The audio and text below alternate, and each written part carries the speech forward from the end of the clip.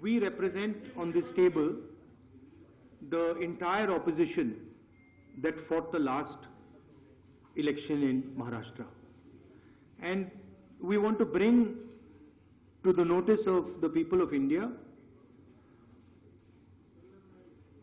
some information that we have found about the Maharashtra election.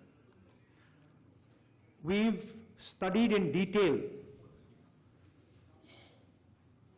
the voter lists, the voting patterns, and we've had a team who is working on this now for some time.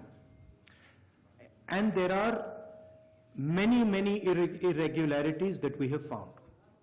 I want to place on the table a few things that I think it is important for the country, especially the young people who defend democracy, believe in democracy, to see and understand. So I'd like to start, well, that's Ambedkar ji, who helped build the constitution of our country, and he says the electoral roll is a most fundamental thing in a democracy. And these are, of course, some questions to the Election Commission. Question number one. In 5 years, between Vidhan Sabha 2019 and Lok Sabha 2024, 32 lakh voters were added on the electoral rolls of Maharashtra. However, in a period of 5 months between Lok Sabha 2024, which these parties won, and Vidhan Sabha 2024, 39 lakh new voters were added in Maharashtra. Now the question is, why are more voters being added in 5 months after the Lok Sabha election than are being added in 5 years prior? Who are these 39 lakh people? To give an idea of what happened here, that is the equivalent of an Indian state. The state of Himachal Pradesh has an equivalent number of voters.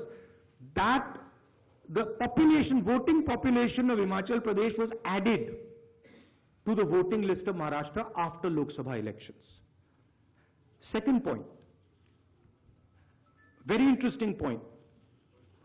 Why were there more registered voters in Maharashtra than the entire voting population of Maharashtra?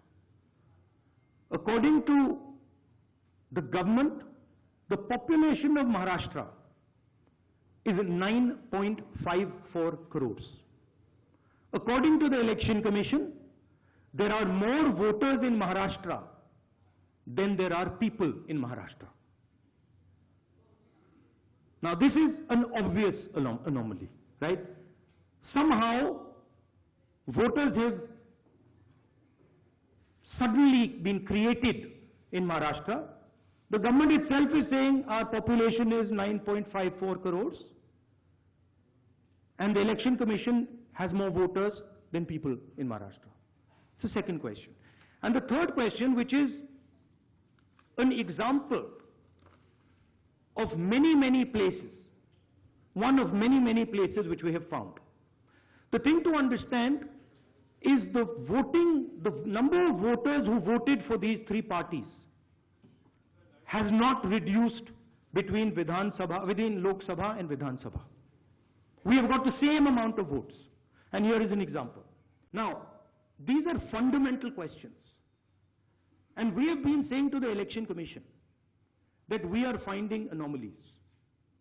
We need the voter list, names, addresses of the voters of Maharashtra. We need, yes, with photographs.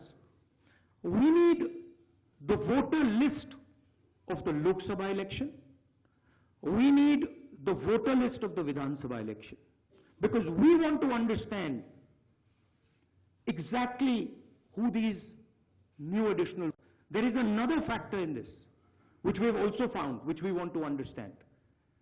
there are many voters that have been deleted. Voters who are in one booth who have been transferred to another booth. Most of these voters come from Dalit communities, tribal communities, minority communities, right? So we want to understand this. And we have made repeated requests to the Election Commission. They have not answered us.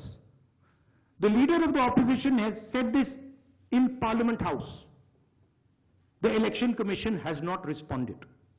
Now, the only reason they would not respond is that there is something wrong with what they have done.